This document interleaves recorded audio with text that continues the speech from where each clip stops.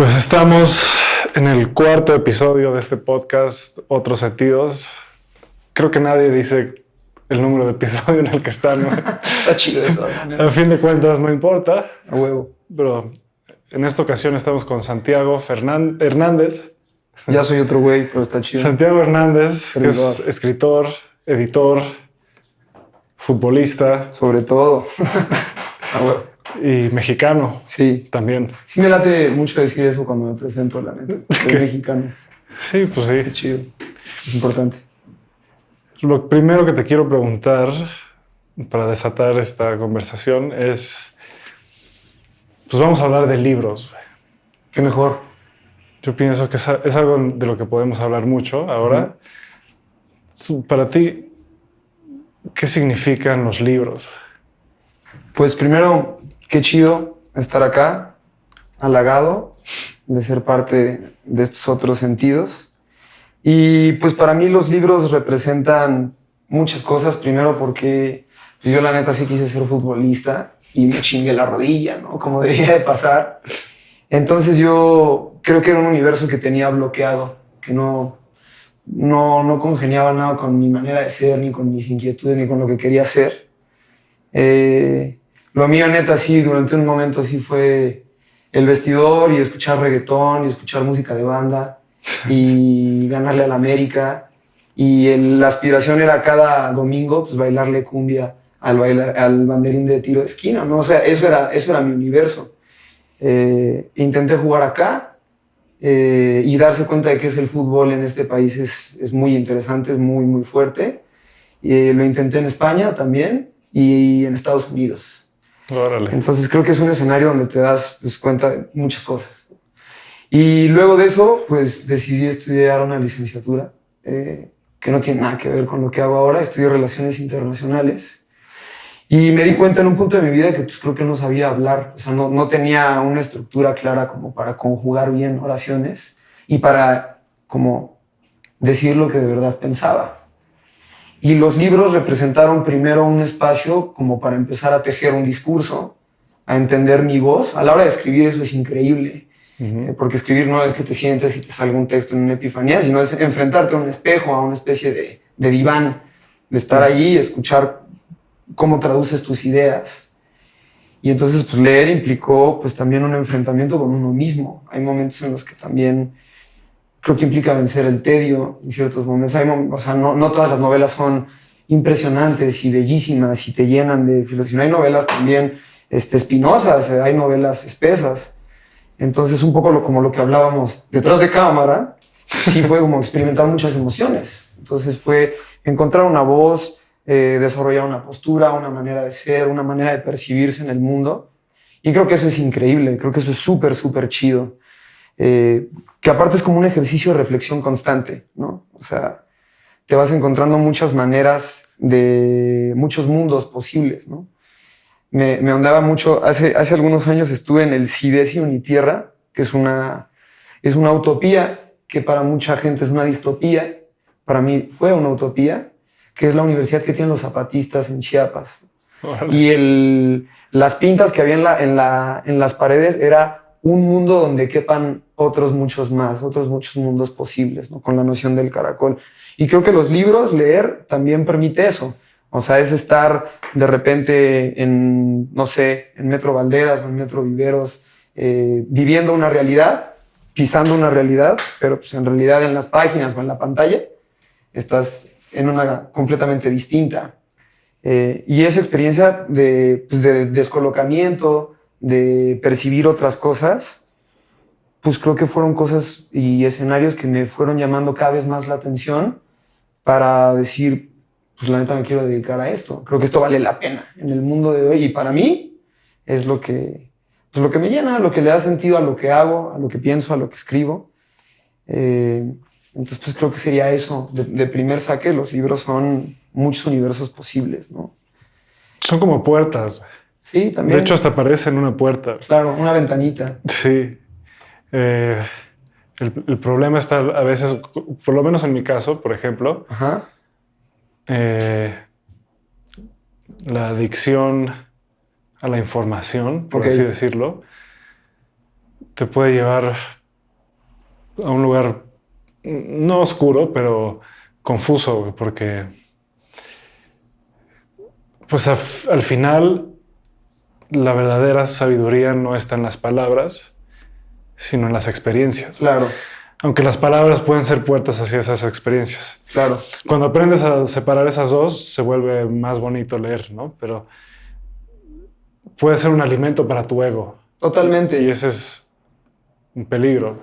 Sí, en ese sentido creo que también, o sea, como esta noción del saber absoluto. O sea, en mi experiencia creo que sí también es como muy importante decir que yo soy hijo de un bibliófilo y de un melómano, de un loco maravilloso, increíble, de un ser extraordinario. Y mi padre, pues justo es una persona que se puede pasar días sin dormir por estar leyendo algo, ¿no? Creo que ahí va en función más de la saciedad, de que hay más y más y más libros. Y decía Borges que pues en realidad desde que llegamos al mundo nosotros somos deudores, o sea, no hay manera de leer todo lo que existe, cada vez menos incluso. Sí. Entonces, esa adicción, como cualquier adicción, pero la de los libros, la del saber, la del conocimiento, que creo que eso es un tema súper interesante entre información y conocimiento, o sea, lo que estamos recibiendo y lo que de verdad conocemos, que yo concuerdo, creo que la experiencia es la manera de enfrentarse a la realidad y de como metabolizar ciertas cosas para como definir que tenemos un saber o que sabemos algo. Pero en el caso de los libros, pues sí me gusta asumir total y entera inferioridad frente a ese universo. No me da miedo decir que no he leído algo, porque pues también el mundo de los libros o el mundo de la cultura, de las letras, por así decirlo, sí creo que tiene como, no sé, por lo menos en experiencias o en conversaciones en las que me he enfrentado, que si no has leído algo es como, puta, no lo leíste, entonces no puedes estar en esta conversación. Y pues a mí, no sé, no me sabe en absoluto la necesidad de tener que decir que he leído algo que en realidad no. Todo lo contrario, me late descubrir cosas que no he leído. Y también me late como pensar esta to-do list o esta lista de lecturas que están por venir, que es como una especie de acordeón o de bandoneón, de caja que se expande y se contrae todo el tiempo. Siempre va a haber lecturas que llegarán y que pues, diremos como, no, puta, a continuación tengo que leer La Ilíada o La Divina Comedia o, ¿no? O sea, los clásicos, o una novela, un page turner, ¿no? Una novela famosa. Pero pues en realidad siento que esa condición que me gusta asumir cuando cuando entro en una librería, por ejemplo, o abro un thread de 4chan de literatura, pues ayuda a que pues, en mi cabeza no pase esta necesidad de intentar saberlo todo, ¿no? Uh-huh. Porque sí sucede. No, y por ejemplo, un ejemplo, ya entrando en un tema un poco más, más rasposo. Ok. Hay muchos, los textos antiguos religiosos, Ajá. pues al final son puertas, ¿no? Okay. Creo que están llenos de metáforas y llenos de mini vórtices que te llevan a una verdad, tal vez, a una realidad. Pero no, o sea, no son literales. No creo que nadie los escribió pensando, güey, esto es exactamente lo que tienes que hacer, esto es un manual de tu vida, ¿ves? Claro. No, o sea, los pasos a seguir. No te puedo decir Ajá. en un libro qué es la iluminación y no te puedo explicar lo que es Dios en un libro. No te puedo explicar nada de esa profundidad a través de las palabras. Lo tienes que experimentar. Aquí hay ni siquiera un manual, porque la gente lo toma como un manual y no es un manual. Es como, pues aquí hay un libro, aquí hay unas palabras, es una puerta que si la abres podrías encontrarte con Dios, con el amor al final de cuentas, uh-huh. con un tipo de amor, un tipo de serenidad. Totalmente. Que es muy difícil de expresar en palabras. Totalmente. Y haberse tomado ese libro tan en serio, esos libros tan en serio, nos ha llevado a tener millones de problemas claro. en el mundo. Yo estudié Relaciones Internacionales Y durante un rato de mi vida colaboré con un grupo de trabajo increíble de lo que se encarga Habesha, es de ayudar a chicos sirios a que terminen sus estudios en México. Entonces, por esa experiencia y por enfrentarme a una realidad y a un trabajo, en realidad fue como satelital, porque pues colaboré pues, poco en lo operativo de este proyecto increíble, pues sí fue platicar con personas de mi edad que venían huyendo literalmente de un infierno, ¿no? Y por eso me sumergí un poco en el Corán, que es alucinante. Primero que nada es un poema, ¿no? Ok, sí. Y en ese sentido, pues justo me parece pues, interesantísimo lo que mencionas, ¿no? Quizá también, aunque yo he leído muy poca poesía, siento que por eso y que por esa lectura de las suras del Corán, me late depositar en un espacio tan complejo para mí como la poesía, pues una como capacidad sagrada, como de llegar a ciertos lugares que de otra manera no experimentaría. Entonces, también es interesante porque siento que incluso con libros o con textos que no son considerados como cánones fundacionales de una religión o de un culto, sino con, no sé, con novelas muy leídas. Por ejemplo, sí creo que el libro más vendido de la historia es la Biblia. Y luego está El Quijote, por lo menos el traducido a muchas más lenguas, y luego está Cien años de soledad. O sea, en el top 10 de libros traducidos a más lenguas y vendidos y tal. Y como sucede incluso con libros de series, con novelas que pues, son seriadas y con novelas que tienen un fin más bien pues, como comercial, hay gente que se lo toma muy en serio como si fuera un culto, ¿no? Yo me acuerdo que una vez conocí a un cuate que dentro de la conversación había funcionado pues, mal, o sea, como que no nos entendíamos, hasta que me dijo que hablaba élfico. Entonces en ese momento yo dije, se acaba todo lo que estamos hablando y necesito escuchar cómo se dice amigo en élfico, cómo se dice madre, y lo sabía hablar a la perfección y era porque este personaje pues rendía culto a Tolkien. O sea, era un cuate que se había comido de tal manera las novelas que lo había absorbido y le profesaba tal fe que hablaba la lengua de la novela de Tolkien. También pasa, por ejemplo, con la gente muy fan de Star Trek. Sí, de Star Wars. Y de Star Wars, ¿no? Entonces, creo que volvemos a la obsesión por algo, a la adicción por algo. Hay unas que me parecen súper sanas, que pues bueno, una cosa es ser un gran fan o ser un gran forofo de alguna novela o de algún texto, pero creo que hay incluso libros que nos han llevado a los humanos, a los seres humanos, a las personas, a cosas muy complejas, ¿no? Horribles, incluso. Horribles, ¿no? Sí. ¿No? Sí, o sea, por ejemplo, hablando del Corán, pues depende de la interpretación, porque por un lado están los terroristas, que son los que todo el mundo, en los que todo el mundo piensa al principio, gracias a Bush. Pero por otro lado están los sufis, güey, y esos güeyes, sí. No mames la sabiduría. No, increíble. Y el misticismo. ¿Has leído a Rumi alguna vez? No, jamás. Te lo recomiendo muchísimo. Rumi es un poeta sufi. Ok.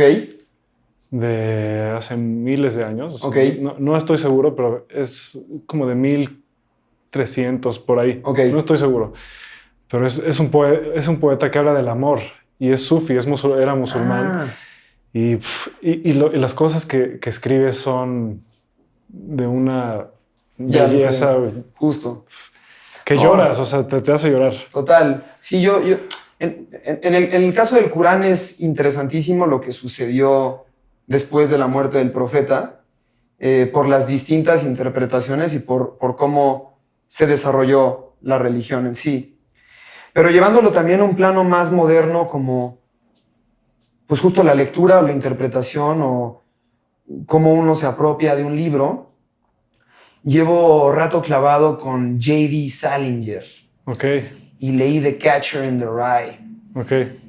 Y yo, pues, a mí me laten mucho los Beatles y era una novela que yo tenía como literalmente en una especie de lista negra porque era la novela que traía el asesino de Lennon, Ajá. que el nombre no se debe de decir, donde supuestamente él encontró no solamente la motivación, sino los pasos para presentarse afuera del edificio Dakota en Nueva York, pedir un autógrafo, sacar una pistola y matar a John, ¿no?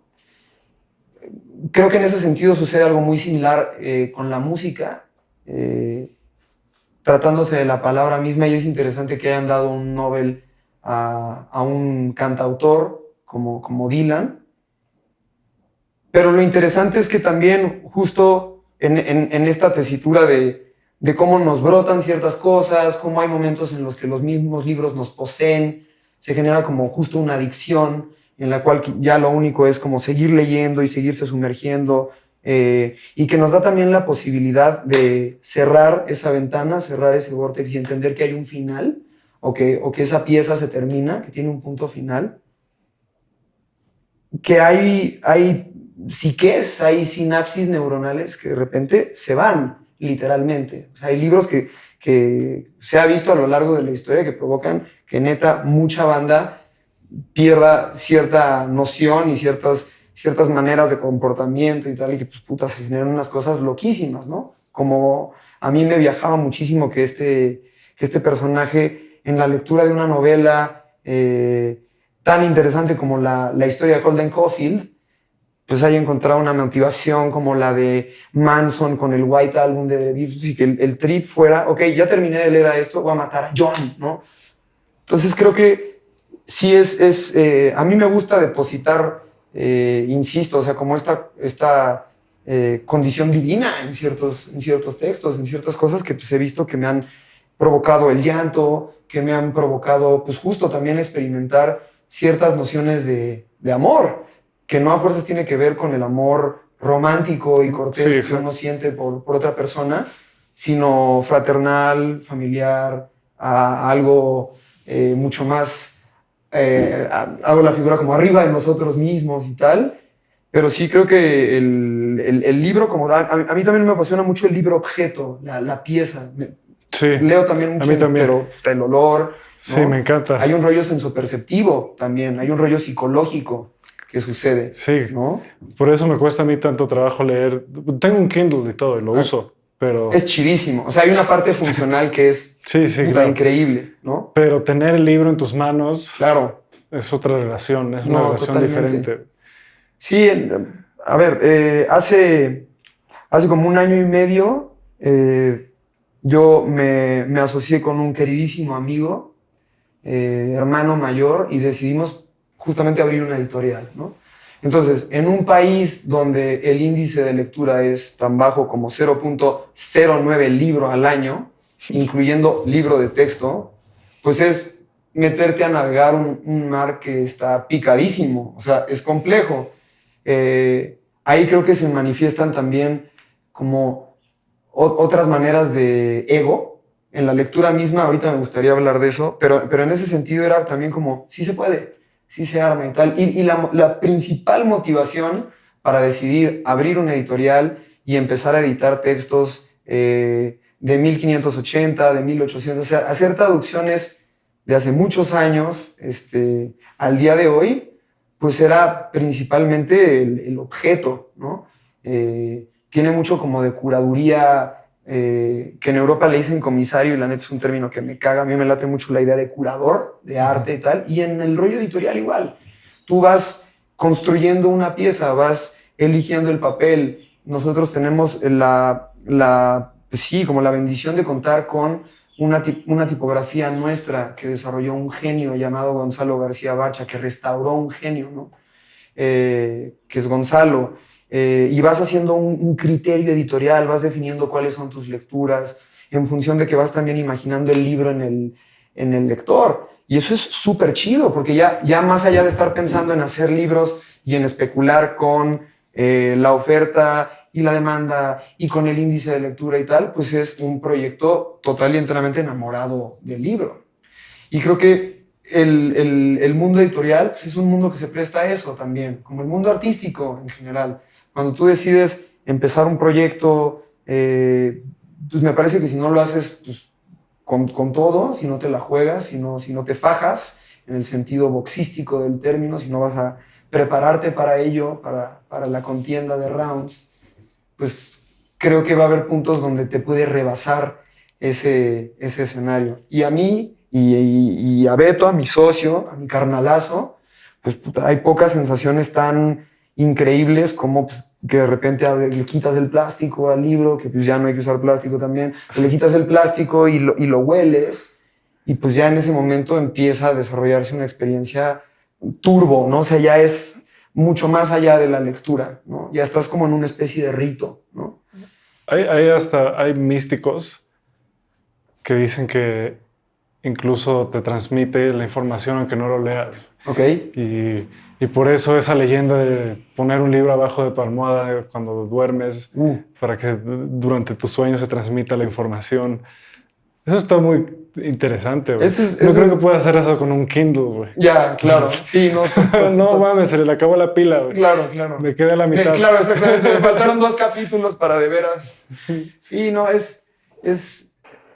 Yo me acuerdo que en la secundaria un queridísimo compañero llegó diciéndonos que estaba experimentando una transformación real, palpable, que lo estaba viendo incluso en sus signos vitales, en su pulso, porque se había armado un porro con una de las páginas de la Biblia, ¿no? Entonces iba también en función de que leyó el Apocalipsis y había decidido justo un pasaje donde había torrenciales, donde había cataclismos, donde había locura, donde había muerte, donde había pérdida del mundo como lo habíamos visto, y eso era su momento de crisis, ¿no? En el sentido de movimiento de 2 cosas, ¿no?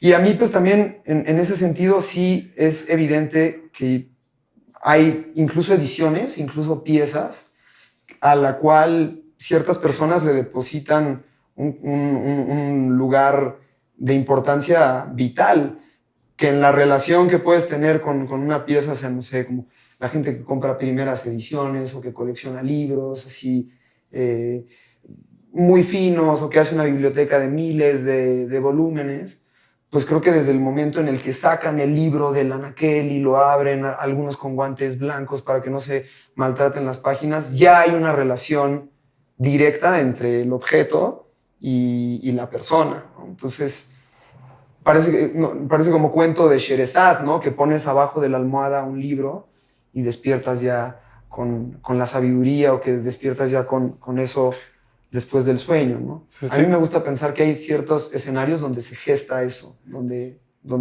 hay una alquimia, una magia inentendible donde sucede eso, ¿no? Espero que los estudiantes que escuchen esto no vayan a tomar... No lo hagan. Muy literalmente. No lo hagan, Decir, no, pues yo me dormí en mi cuaderno y ya sé matemáticas aplicadas. Claro. Mañana tengo un extra, que era mi caso. Voy a dormir encima del manual. Chingón. Paso la materia. Pero pues, los extras. Pues yo creo que... Qué horror era eso. Sí, pero pues también, o sea, era un calvario, era horrible. Insisto, o sea, yo me acuerdo que hace poco encontré... Es maravilloso desviarnos hacia este punto, pero hace poco encontré mi manual de matemáticas de segundo de prepa y en el nombre decía Santiago Hernández Sara. Es decir, no terminé ni de escribir mi nombre completo y evidentemente el manual estaba vacío. O sea, a mí en realidad la escuela pues no me importó. O sea, yo llegué a la lectura desde otro lugar, desde otro momento y tal. La prepa pues sí era fútbol y pues ver a los Pumas y la escuela es un engaño, güey. Yo no puedo creer que alguien te cobre para enseñarte lo que te enseñan ahí. Claro, y yo estuve en una muy chida, la neta, o sea, yo... No, sí. La mía también se suponía que era muy buena, ¿no? Pero no creo que ninguna escuela que yo conozca en este país te enseña cosas que realmente te sirvan después, más que matemáticas y inglés, tal vez, filosofía. Justo el inglés en la escuela en la que yo estuve, pues, Nel, pero sobre todo no sé, como una noción pues de camaradería, Eso también, sí, eso sí. yo también estudié en un espacio en el cual podías levantar la mano y decir que estabas en desacuerdo con ciertas cosas y se generaba un diálogo que creo que es, ahora sí que lo más increíble también que tiene un libro es que aunque no sea directo, aunque tú no estés hablando directamente con una persona, sí hay un diálogo, sí hay una conversación atemporal, arrítmica. Y bueno, en el caso de mi escuela, que es donde estaba, pues sí, se puede eso, en la escuela en la que yo estudié, que eso es increíble. Y pues quizá con los años es de las cosas pues que me resuenan en la cabeza cuando abro un libro, ¿no? A mí también, porque hay una parte en la que me gusta mucho leer a personas que ya murieron, ¿no? Gente que no está en el mundo. Y cuando hablamos justo, no sé, de un poema del 1300, es muy loco encontrar ciertos paralelismos o ciertas nociones muy similares a la forma que tengo de pensar hoy en día, ¿no?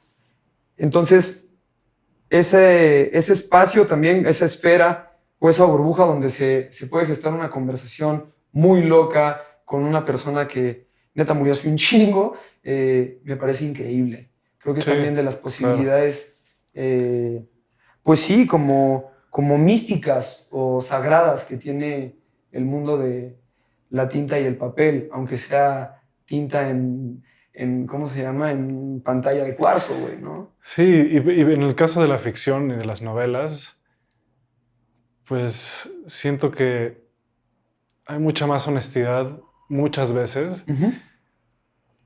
que en un libro de historia, por ejemplo, o un libro de ciencias. Justo. O sea, a veces yo encuentro a veces más catarsis en un personaje de una novela que está pasando, que se le está pasando de la verga y que es un hijo de la chingada, pero te confiesa de alguna forma lo que está pensando, que en leer un libro de historia de la SEP, güey, que además son puras cosas que ni siquiera fueron Sí, ciertas, no. güey. Ese es un tema bien interesante. Yo, quizá de las. Puta, creo que es bastante mamón lo que estoy por decir. Pido disculpas al público, pero creo que yo empecé a ser lector o me hice lector cuando leí durante pues, muchísimo tiempo una novela que se llama En busca del tiempo perdido. Y es una novela muy, muy larga y se ha convertido en una especie de cliché moderno, una figura que aparece en la novela, que es que el personaje principal está al principio de la novela, en las primeras 100 páginas. El personaje principal come una madeleine, una magdalena, y bebe un té de tila, ¡fua! Y de repente eso detona en su cabeza un cosmos. Un saludo a Carl Sagan, que nos está viendo, impresionante, que es la noción del recuerdo, la noción de la memoria y del pasado. Es decir, en degustar algo, en probar algo, hubo algo en la conexión neuronal de Marcel Proust que provocó que se acordara de detalles nimios y de detalles muy puntuales de su infancia, ¿no? Eso, ese momento, parece ser que no había aparecido, no había hecho su presencia en la noción o en el entendimiento del mundo mismo. Y eso se adelantó a la ciencia, que es que se descubrió que sí hay momentos de nuestra vida en las que de repente vas caminando, hueles un perfume y eso te evoca ciertas cosas o te trae un recuerdo nítido que tú reescribes en la cabeza de algo que te sucedió. Entonces, a raíz de leer En busca del tiempo perdido, me encontré con otro libro, un libro de ensayos, que se llama Proust was a neuroscientist, ¿no? Proust fue un neurocientífico, porque pues hubo un rato en el que me latió mucho el tema neuronal, la neuro, ¿no? La psicología y neuro en especial. Y es un libro de ensayos en los cuales recupera momentos de la literatura y del arte, en los cuales ciertas cosas que salen en la ficción o que salen en la poesía se han adelantado, creo que es la manera de decirlo, a descubrimientos científicos, ¿no? Entonces también es bien interesante reflexionar cómo hay momentos en los que el ser humano, de repente en el ejercicio de la imaginación, llega a verdades, llega a descubrimientos, llega a aterrizar ciertas cosas que son una locura, ¿no? Y creo que sucede, y creo que eso es increíble que pasa, ¿no? Sí, ¿no? Hay un libro que se llama The Yoga of Time Traveling. Wow, ok. Que habla sobre justo Trip.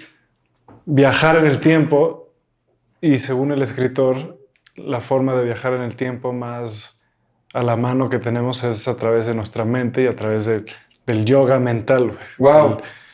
El Raja Yoga, güey. Y yo creo que sí, o sea, yo creo que todos tenemos un poco de eso, de viajar al futuro y al pasado, cosas que no nos acordamos o que tal vez no nos pasaron directamente a nosotros en este cuerpo. A mí me gusta pensar que sí. Pero las podemos ver y podemos ver el futuro, solo que lo bloqueamos porque estamos muy acostumbrados a que las cosas sean de cierta forma, porque así nos educaron.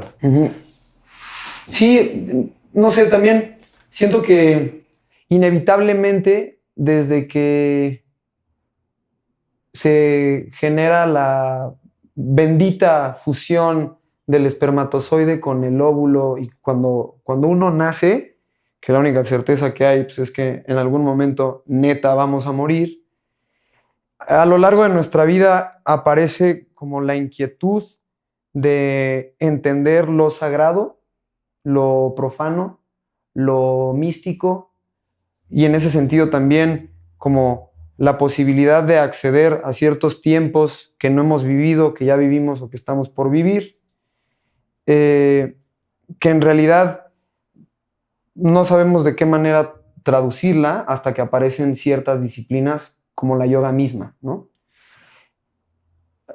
Yo también creo que la música tiene un poder espiritual fuera de lo común, ¿no? Sí. En específico, yo toco la jarana. No puedo decir que toco son jarocho porque pues, lo que hago con la jarana es pues, más bien un ejercicio popero. Aunque toco acordes de son, pues la estructura que yo sigo pues, es más popera. Pero sí he tenido la fortuna de ver cómo se gestan los fandangos, que puede tener en algún momento una estética como de aquelarre, ¿no? De círculo en el cual se gesta la magia, que literalmente es como si hubiera ciertas cosas en la nube que comparten los que son parte de ese encuentro, y en específico en una figura que es impresionante, que es la del repentista, que como su nombre dice es este personaje que de repente empieza a rimar, empieza a soltar rimas que tienen una estructura súper, súper formal, que es la décima, y con lo que está viendo a su alrededor, crea un universo, un mosaico de colores que riman, alucinante, mágico. Creo que no hay otra manera de describirlo. Entonces, cuando suceden ese tipo de cosas, igual con un párrafo, no sé, con el que uno se encuentra, igual con una improvisación de jazz o con un canto al vuelo, sí creo que hay la posibilidad de viajar en el tiempo, incluso de congelarlo, de instantes que sí duran para siempre, neta, ¿no? Entonces creo que también un poco de lo que estamos hablando, lo que se nos está apareciendo en esta burbuja que compartimos de charla podcadiana, sí es el arte en general. Son las muchas manifestaciones que tiene el arte, las muchas maneras que tiene el arte de traducir lo que está acá y lo que está acá, ¿no? Hoy en día, yo la neta sí creo que el meme es de lo más increíble que le ha pasado al mundo. Sí hay piezas que tienen una cuestión de inmediatez, es cierto, pero hay algunas que se mantienen cierto tiempo, en fin, pero que sí tienen pues un lugar en el arte también. Es una manifestación artística. Para mí me parece un lenguaje, una estética, una manera de decir las cosas muy de nuestro tiempo, aunque ya antes había imágenes para expresar ciertas ideas, pero el meme como tal, que como el arte mismo, de repente tiene una connotación social, tiene una connotación también política, responde a un momento político y pues también yo lo pondría dentro de las ramas de ese árbol de tule inmenso que podría ser la definición de arte, ¿no? Las muchas maneras que tendríamos como de acercarnos a qué es el arte, ¿no? Porque pues los libros, como habíamos dicho, la música, no sé, el meme ahorita, sí creo que tiene eso. O sea, sí,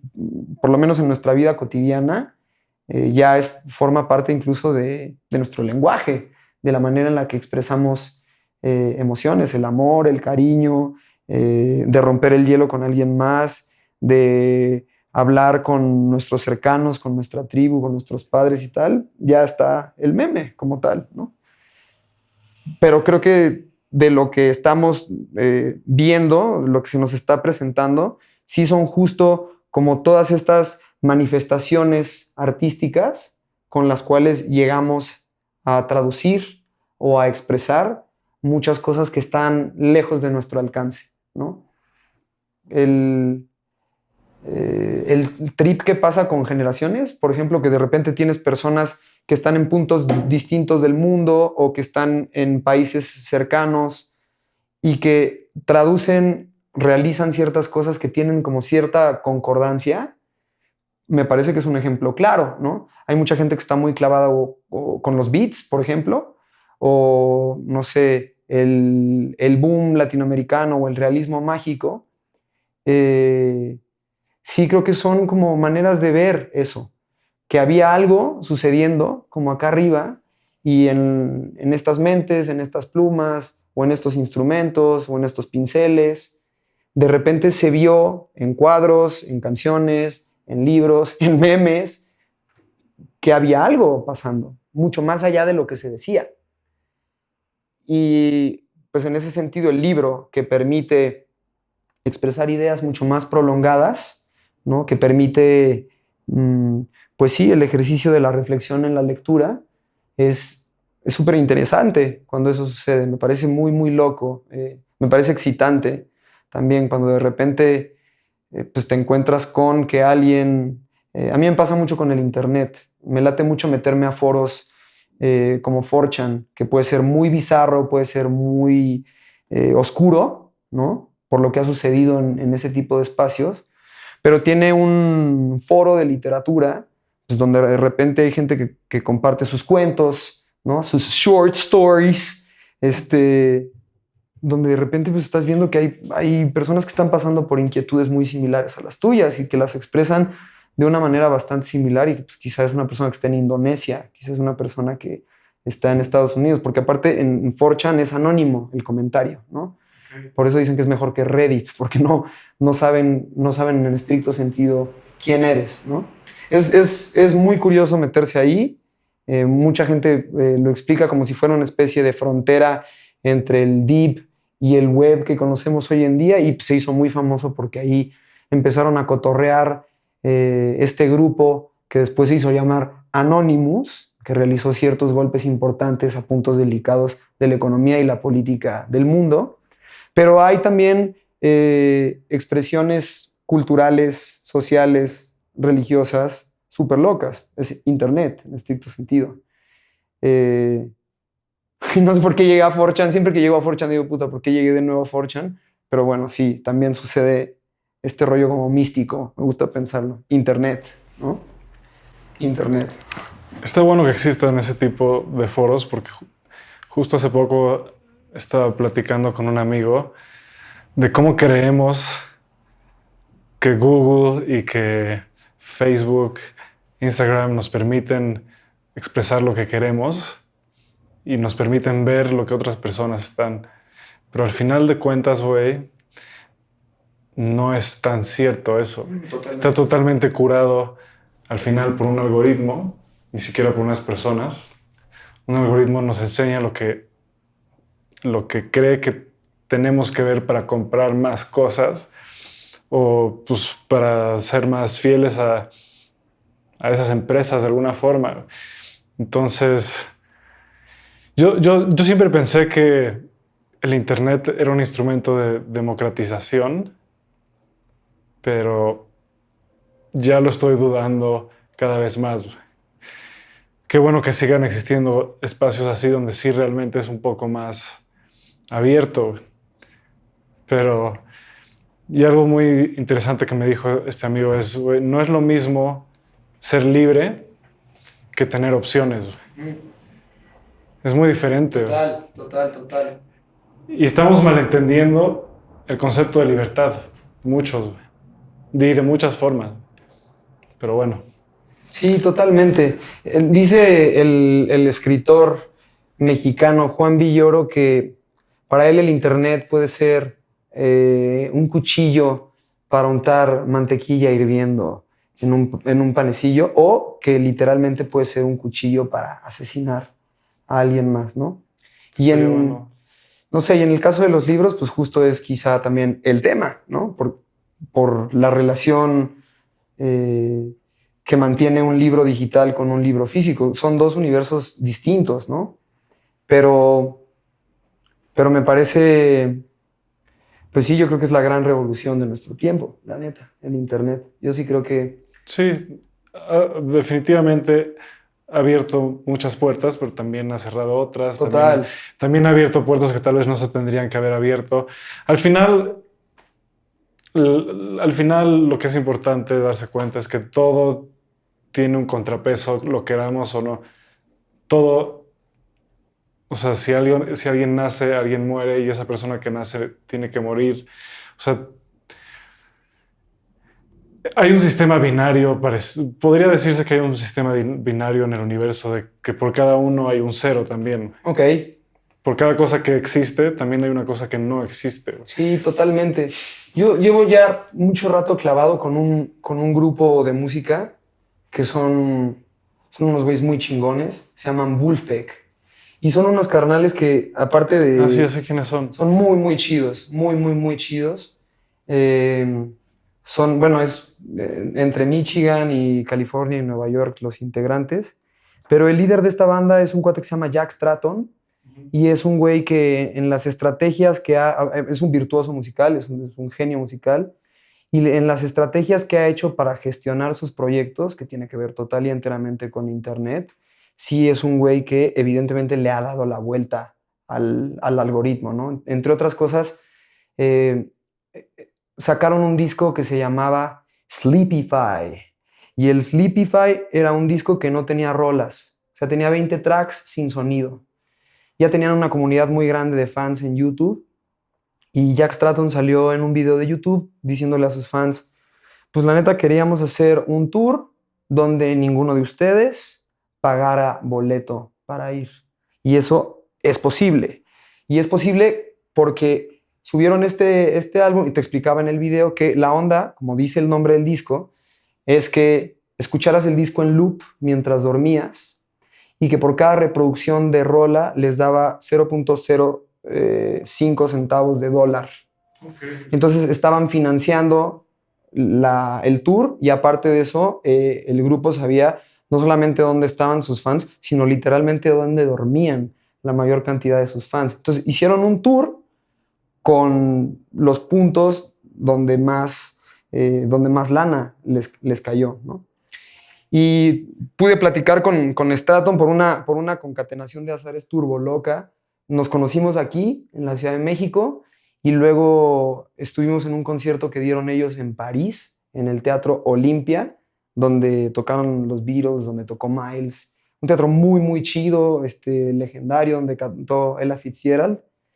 Y platicando con él, pues yo le preguntaba este tipo de cosas para reflexionar justo sobre la parte de su gestión del proyecto, la parte como formal, que tiene que ver como con el mundo terrenal, con el mundo que arranca a las 8 de la mañana y se acaba a las 11, y la otra que es hacer una rola o escribir una canción, que es ya el mundo de las ideas, ¿no? El mundo del arte. Y para referirse a la parte empresarial, ¿no? A su empresa, me decía, tú, para realizar cualquier proyecto, es muy interesante esto, me decía, tú tienes que tener un buen círculo de amigos que te den una retroalimentación chida de lo que estás haciendo, que te sean sinceros, que te digan cuando la estás cagando, en serio, y que te apoyen, naturalmente. tienes que, pues sí, morir en la línea, ¿no? Ir con todo por lo que estás haciendo.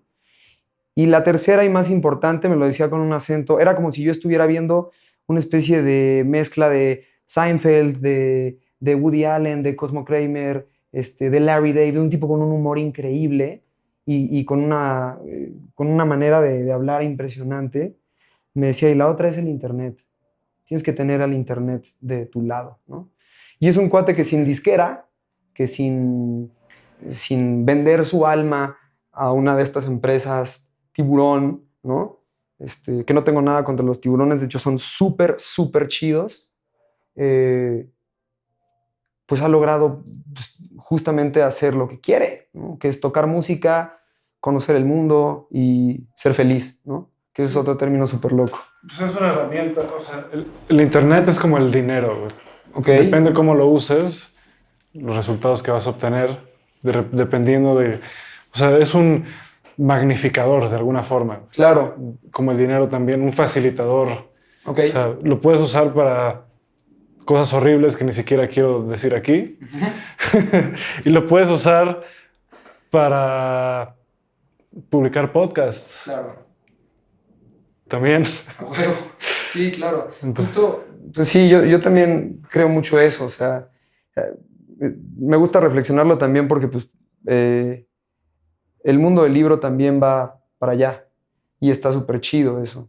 Yo creo que el libro, como tal, no va a desaparecer, la neta. No, yo tampoco creo. ¿No? Hay personas que creen que esa industria va a desaparecer. Y la neta con cierta lógica, porque justo Internet ha acaparado, y pues sí, o sea, no sé, hay lugares donde se lee muchísimo más en Kindle, no sé, me imagino que ha de ser mucho más común ver un chingo de banda en el metro de Nueva York con el Kindle, pero lo que creo que va a suceder, que aquí pues, pero lo que creo que va a suceder es que va a resignificar su lugar.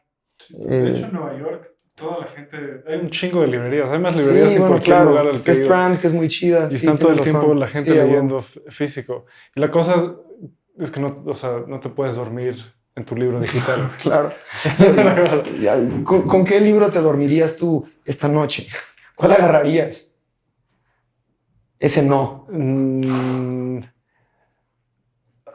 No sé, güey. Es que también si te pones un tabique, no mames, no puedes dormir, ¿no? También es como... Uno del Marqués de Sade. Ok. Madame Bovary, ¿no? Sí, claro. Uno del Marqués de Sade. No lo había pensado, claro. Una novela erótica, totalmente. Sí, no. Yo pondría una novela erótica o... No sé. Es buena pregunta. Es buen icebreaker, ¿no? Bueno, también puedes quedar como un super nerdy con esa pregunta, pero... Sí, va a haber quien te diga con la Biblia, ¿no? Sí, claro. O con pasajes de la Biblia, ¿no? También podría ser. Qué loco. Pero sí, yo no me extrañaría. Yo no he leído Las Mil y Una Noches. O sea, hay cuentos que sí, pero no me extrañaría que fuese... Es un escenario que se me figura justo así. Sería ¿no? perfecto. Totalmente. Pero, pues sí, también en ese sentido es muy loco el lugar que han cobrado para narrar historias, para contarnos historias.